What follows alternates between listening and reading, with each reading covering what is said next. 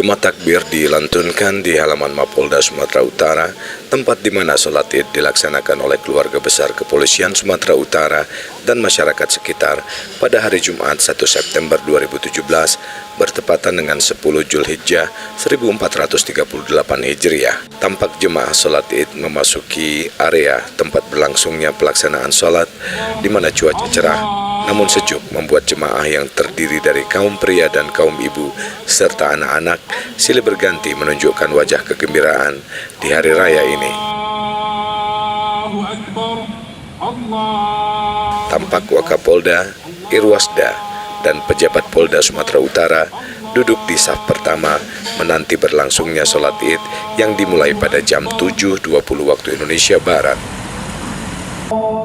Dalam khutbah sholat Id tahun ini, Khatib Bapak Ali Akbar Simbolon menyampaikan pesan tentang pentingnya berkurban untuk mengingat ketaatan Nabi Ibrahim terhadap perintah Tuhan. Khususnya kehidupan di lingkungan polisi, yakni pertama, ikhlas dan tulus. Karena bukan daging atau darah tumpah yang diterima oleh Allah, melainkan karena takwanya. Hal ini disebutkan dalam Al-Quran surah Al-Hajj ayat 37. Sebelum prosesi kurban dilangsungkan, seluruh pejabat dan jajaran Polda Sumatera Utara memasuki aula untuk bersilaturahmi dan makan bersama dengan seluruh jamaah dan Bapak Kapolda Sumatera Utara.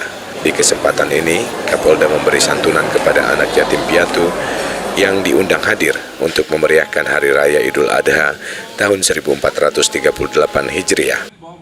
Dalam pelaksanaan pemotongan hewan kurban, Kapolda menyampaikan pesan tentang hal yang paling penting di dalam rezeki yang kita terima, terdapat hak orang lain yang disalurkan melalui kita. Jabatan yang kita terima merupakan sesuatu yang patut kita syukuri.